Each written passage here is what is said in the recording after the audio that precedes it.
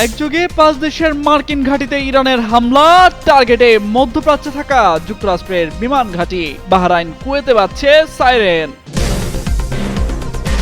ইরানের 140 স্থানে যুক্তরাষ্ট্রের ব্যাপক হামলা, লক্ষ্যবস্তুতে তেহরানের সামরিক স্থাপনা, সেন্টকমের নজরদারিতে ইরানি ক্ষেপণাস্ত্র, ড্রোন ঘাঁটি। যুদ্ধের উত্তেজনার মধ্যেই যুক্তরাষ্ট্রকে গালিবাফের কড়া হুঁশিয়ারি, পুরনো প্রতিশ্রুতি রক্ষার প্রতি গুরুত্বারোপ, নইলে ভয়াবহ মূল্য দেওয়ার হুমকি। ফের হরমুজ প্রণালী বন্ধ করল ইরান, যুক্তরাষ্ট্রকে কঠিন সতর্কবার্তা, নিয়ম লঙ্ঘন করলেই শক্ত হাতে জবাব দেওয়ার হুঁশিয়ারি আইআরজিসির। শক্তিশালী টাইফুনের আঘাতে লণ্ডভণ্ড চীন, নিরাপদ স্থলে আশ্রয় নিয়েছেন 20 লাখেরও বেশি মানুষ, আতঙ্কে কাটছে দিন।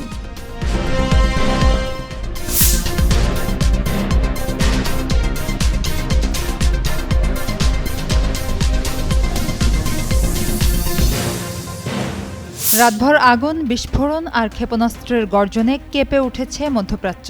যুক্তরাষ্ট্রের টানা তৃতীয় দফা হামলার পর এবার একযোগে পাল্টা আঘাত হেনেছে ইরান। লক্ষ্য উপসাগরীয় অঞ্চলে থাকা মার্কিন সামরিক ঘাঁটি। কাতার ভিত্তিক সংবাদ মাধ্যম আল জাজিরার তথ্য অনুযায়ী চলতি সপ্তাহে টানা 3 বার ইরানে হামলা চালায় যুক্তরাষ্ট্র। এর জবাবে ইরানের ইসলামিক রেভলিউশনারি গার্ড কর্পস একাধিক দেশে অবস্থিত মার্কিন স্থাপনায় সমন্বিত হামলার দাবি করেছে।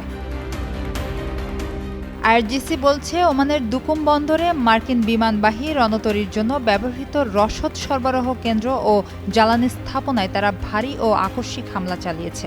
ইরানের রাষ্ট্রীয় সম্প্রচার মাধ্যম আইআরআইবিও একই দাবি করেছে। তাদের মতে এসব স্থাপনা ধ্বংস হয়ে গেছে এবং এটি যুক্তরাষ্ট্রের সাম্প্রতিক হামলার জবাবে পরিচালিত পাল্টা অভিযানের তৃতীয় ধাপ। শুধু ওমান নয়, কাতারের আল উদেইদ বিমান ঘাঁটিতেও ব্যালিস্টিক ক্ষেপণাস্ত্র হামলার দাবি করেছে আইআরজিসি। তাদের দাবি, হামলায় যুদ্ধবিমান রক্ষণাবেক্ষণ কেন্দ্র এবং কমান্ড ও নিয়ন্ত্রণ স্থাপনা ক্ষতিগ্রস্ত হয়েছে। তবে কাতারের প্রতিরক্ষা মন্ত্রণালয় ভিন্ন তথ্য দিয়েছে। তাদের দাবি, কাতারের আকাশসীমার দিকে ছোড়া একটি ক্ষেপণাস্ত্র সফলভাবে প্রতিহত করা হয়েছে এবং পরিস্থিতি নিয়ন্ত্রণে রয়েছে। আইআরজিসি আরও দাবি করেছে, জর্ডানের প্রিন্স হাসান বিমান ঘাঁটিতে থাকা যুক্তরাষ্ট্রের সামরিক স্থাপনাগুলোতেও কয়েকটি ব্যালিস্টিক ক্ষেপণাস্ত্র নিক্ষেপ করা হয়েছে। আইআরআইবির বরাতে প্রকাশিত বিবৃতিতে আইআরজিসি জানায়, হামলায় ওই ঘাঁটির একটি কমান্ড অ্যান্ড কন্ট্রোল সেন্টার এবং MQ-9 ড্রোন রাখা একটি হ্যাঙ্গার ধ্বংস করা হয়েছে। এদিকে ইরান বলছে, কুয়েত ও বাহরাইনে অবস্থিত মার্কিন সামরিক স্থাপনাগুলোতেও বিস্ফোরকবাহী ড্রোন দিয়ে হামলা চালানো হয়েছে। এসব হামলায় প্যাট্রিয়ট আকাশ প্রতিরক্ষা ব্যবস্থা, গোলাবারুদের গুদাম, রাডার এবং যোগাযোগ ব্যবস্থাকে লক্ষ্যবস্তু করা হয়েছে বলে জানা গেছে। বিশ্লেষকদের মতে, একের পর এক পাল্টাপাল্টি হামলায় মধ্যপ্রাচ্যের উত্তেজনা নতুন মাত্রায় পৌঁছেছে। এখন বিশ্বজুড়ে সবচেয়ে বড় প্রশ্ন, এই সংঘাত কি আরও বিস্তৃত যুদ্ধের দিকে এগোচ্ছে নাকি কূটনৈতিক প্রচেষ্টায় পরিস্থিতি আবারও নিয়ন্ত্রণে আসবে? সুবর্ণা রহমান, যুগান্তর নিউজ। হরমুজ প্রণালীতে সাইপ্রাসের পতাকাবাহী একটি জাহাজে ইরানের Islamic revolutionary guard corps IRGC নৌবাহিনীর হামলার জবাবে তেহরানে পাল্টা হামলা চালিয়েছে যুক্তরাষ্ট্র।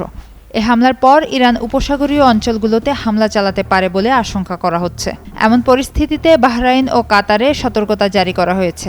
বাহরাইনের স্বরাষ্ট্র মন্ত্রণালয় সাইরেন বাজিয়ে দেশটির বাসিন্দাদের শান্ত থাকার এবং দ্রুত নিকটস্থ নিরাপদ স্থানে আশ্রয় নেওয়ার আহ্বান জানিয়েছে। অন্যদিকে কাতারের স্বরাষ্ট্র মন্ত্রণালয় জানায়, দেশটির নিরাপত্তা ঝুঁকির মাত্রা বর্তমানে অনেক বেশি, তাই সবাইকে নিরাপত্তা নির্দেশনা মেনে চলতে এবং বাড়ি বা নিরাপদ স্থানে অবস্থান করার আহ্বান জানানো হচ্ছে। এর আগে যুক্তরাষ্ট্রের হামলার জবাবে ইরান উপসাগরীয় অঞ্চলে যুক্তরাষ্ট্রের সামরিক স্থাপনাগুলোতে লক্ষ্য করে ক্ষেপণাস্ত্র ও ড্রোন হামলা চালিয়েছে। বাহরাইনে যুক্তরাষ্ট্রের একটি বড় নৌঘাঁটি রয়েছে। অন্যদিকে কাতারে মধ্যপ্রাচ্যে যুক্তরাষ্ট্রের সবচেয়ে বড় সামরিক ঘাঁটি অবস্থিত। ইরানে নতুন করে হামলার ধাক্কায় মধ্যপ্রাচ্যে যুদ্ধে উত্তেজনা আবারও বেড়েছে। চলতি সপ্তাহেই 2 দফা হামলার পর পরিস্থিতি শান্ত হওয়ার কোনো লক্ষণ দেখা যায়নি, বরং নতুন করে তৃতীয় দফা হামলা চালিয়ে সংঘাতকে আরও তীব্র করেছে যুক্তরাষ্ট্র। এই অভিযানে ইরানের বিভিন্ন সামরিক স্থাপনাকে লক্ষ্য করে ব্যাপক হামলার দাবি করেছে মার্কিন সেন্ট্রাল কমান্ড সেন্টকম। রোববার কাতার ভিত্তিক সংবাদ মাধ্যম আল জাজিরার এক প্রতিবেদনে এই তথ্য জানানো হয়েছে। সেন্টকম জানিয়েছে, চলতি সপ্তাহে ইরানে তাদের তৃতীয় দফা সামরিক অভিযান শেষ হয়েছে। তাদের দাবি, হরমুজ প্রণালীতে সাইপ্রাসের পতাকাবাহী একটি জাহাজে সাম্প্রতিক হামলার জন্য ইরানি বাহিনীকে জবাবদিহির আওতায় আনতেই এই অভিযান চালানো হয়েছে। মার্কিন বাহিনীর ভাষ্য অনুযায়ী সর্বশেষ অভিযানে ইরানের প্রায় 140টি সামরিক লক্ষ্যবস্তুতে হামলা চালানো হয়। এর মধ্যে ক্ষেপণাস্ত্র ও ড্রোন ঘাঁটি, নৌ সক্ষমতা, গোলাবারুদের গুদাম, যোগাযোগ নেটওয়ার্ক এবং উপকূলীয় নজরদারি কেন্দ্র ছিল। এছাড়া গত 3 রাতে 3 দফা অভিযানে মোট 300টির বেশি লক্ষ্যবস্তুতে হামলা চালানোর দাবি করেছে সেন্টকম। তাদের মতে, হরমুজ প্রণালীতে বাণিজ্যিক জাহাজ ও বেসামরিক নৌযানের ওপর হামলা চালানোর ইরানের সক্ষমতা দুর্বল করাই ছিল এই অভিযানের মূল উদ্দেশ্য। সেন্টকম আরও জানিয়েছে, মে মাসের শুরু থেকে এখন পর্যন্ত যুক্তরাষ্ট্রের বাহিনীর সহায়তায় 400 মিলিয়ন ব্যারেলের তেল বহনকারী 800টির বেশি বাণিজ্যিক জাহাজ নিরাপদে হরমুজ প্রণালী অতিক্রম করে। তবে যুক্তরাষ্ট্রের এই নতুন হামলার বিষয়ে ইরানের পক্ষ থেকে তাৎক্ষণিক কোনো আনুষ্ঠানিক প্রতিক্রিয়া জানানো হয়নি। ফলে মধ্যপ্রাচ্যের নিরাপত্তা পরিস্থিতি নিয়ে নতুন করে উদ্বেগ তৈরি হয়েছে। হরমুজ প্রণালীর নিয়ন্ত্রণ ও জাহাজ চলাচল ব্যবস্থা নিয়ে নতুন করে উত্তেজনা ছড়িয়েছে যুক্তরাষ্ট্র ও ইরানের মধ্যে। সাম্প্রতিক দিনগুলোতে পাল্টাপাল্টি হামলা এবং কূটনৈতিক টানাপোড়েনের ফলে মধ্যপ্রাচ্যের নিরাপত্তা পরিস্থিতি আরও অস্থির হয়ে উঠেছে। চলতি সপ্তাহেই ইরানের টানা 3 দফা হামলা চালিয়েছে যুক্তরাষ্ট্র। এর জবাবে উপসাগরীয় অঞ্চলে অবস্থিত মার্কিন সামরিক ঘাঁটিগুলো লক্ষ্য করে একযোগে হামলারও দাবি করেছে তেহরান। এমন উত্তেজনাপূর্ণ পরিস্থিতির মধ্যেই যুক্তরাষ্ট্রকে কড়া বার্তা দিয়েছেন ইরানের শীর্ষ আলোচক ও পার্লামেন্টের স্পিকার মোহাম্মদ বাগের গালিবাফ। সামাজিক যোগাযোগ মাধ্যম এক্সে দেওয়া এক পোস্টে তিনি বলেন, একমুখী চুক্তির যুগ শেষ। আমরা আগেই বলেছিলাম প্রতিশ্রুতি রক্ষা করুন, না হলে তা মূল্য দিতে হবে। গালিবাফ আরও লেখেন, বাস্তবতা এখন দরজায় কড়া নাড়ছে। পোস্টের সঙ্গে তিনি একটি সমঝোতা স্মারকের 5 নম্বর অনুচ্ছেদের ছবিও প্রকাশ করেন। সেখানে হরমুজ প্রণালী পুনরায় চালু করার বিষয়টি উল্লেখ ছিল এবং ইসলামিক রিপাবলিকান অব ইরান প্রয়োজনীয় ব্যবস্থা নেবে বাক্যটি বিশেষভাবে হাইলাইট করা হয়। বিশ্লেষকদের মতে গালিবাফের এই মন্তব্য শুধু কূটনৈতিক সতর্কবার্তা নয়, বরং চলমান উত্তেজনার মধ্যে যুক্তরাষ্ট্রের প্রতি ইরানের কঠোর অবস্থানেরও স্পষ্ট ইঙ্গিত।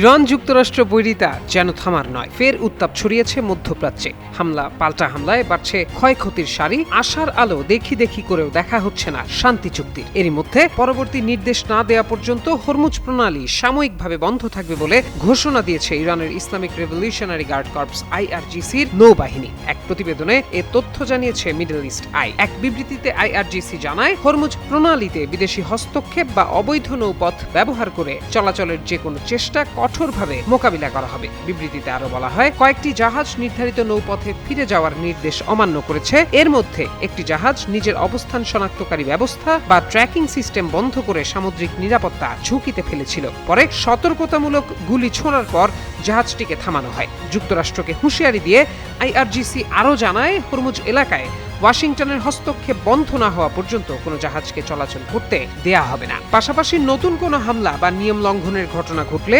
শক্ত হাতে জবাব দেওয়ার হুঁশিয়ারিও দিয়েছে তারা।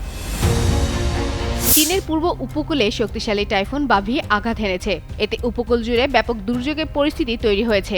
ঝড়ের তাণ্ডব, ভারী বৃষ্টিপাত ও সম্ভাব্য বন্যার ঝুঁকি মোকাবেলায় আগাম সতর্কতা হিসেবে প্রায় 20 লাখ মানুষকে নিরাপদ আশ্রয়ে সরিয়ে নিয়েছে দেশটির কর্তৃপক্ষ।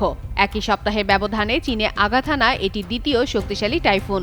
শনিবার সন্ধ্যায় প্রায় 1000 কিলোমিটার বিস্তৃত টাইফুনটি প্রথমে উপকূলীয় শহর তাইজৌতে আঘাত হানে। পরে মধ্যরাতে এটি ওনঝো শহর থেকে দ্বিতীয়বারের মতো স্থলভাগে প্রবেশ করে। রোববার সকালে ঝড়টির কেন্দ্র ঝেজিয়াং প্রদেশের হাংজৌ শহরে পৌঁছায়। বর্তমানে এটি প্রবল গ্রীষ্মমণ্ডলীয় ঝড়ে পরিণত হলেও এতে থাকা বিপুল জলীয় বাষ্পের কারণে ভারী বৃষ্টি ও আকস্মিক বন্যার আশঙ্কা এখনও রয়েছে বলে জানিয়েছে আবহাওয়াবিদরা। এদিকে চীনের রাষ্ট্রীয় গণমাধ্যম জানিয়েছে, শুধু ঝেজিয়াং প্রদেশ থেকেই 17 লাখের বেশি মানুষ ও পাশের প্রদেশগুলো থেকে হাজার হাজার মানুষকে নিরাপদ স্থানে সরিয়ে নেওয়া হয়েছে। ঝুঁকির কারণে স্কুল, অফিস ও বহিরাঙ্গন কার্যক্রম বন্ধ রাখা হয়েছে। এছাড়া 400টি বেশি ফ্লাইট ও ডজনখানেক ট্রেন চলাচল বাতিল করা হয়েছে। ওয়েনঝোর বাসিন্দারা প্রবল বাতাসে ঘরের ছাদের টালি ও গাছের ডালপালা ভেঙে পড়ার শব্দে শুনে আতঙ্কিত হয়ে পড়েন। এরই মধ্যে রাজধানী বেইজিং থেকে প্রায় 1 লাখ মানুষকে নিরাপদ স্থানে সরিয়ে নেওয়ার নির্দেশ দেওয়া হয়েছে। এর আগে টাইফুন বাফি জাপানের দ্বীপাঞ্চল ও তাইওয়ানের উত্তরাঞ্চলে ভারী বৃষ্টি ও ব্যাপক দুর্ভোগ সৃষ্টি করে। ফিলিপাইনে টাইফুনের প্রভাবে সৃষ্ট ভূমিধসে অন্তত 17 জন নিহত হন। পূর্বাভাস অনুযায়ী ঝড়টি উত্তর পশ্চিম দিক থেকে অগ্রসর হয়ে ধীরে ধীরে দুর্বল হবে বলে ধারণা করা হচ্ছে।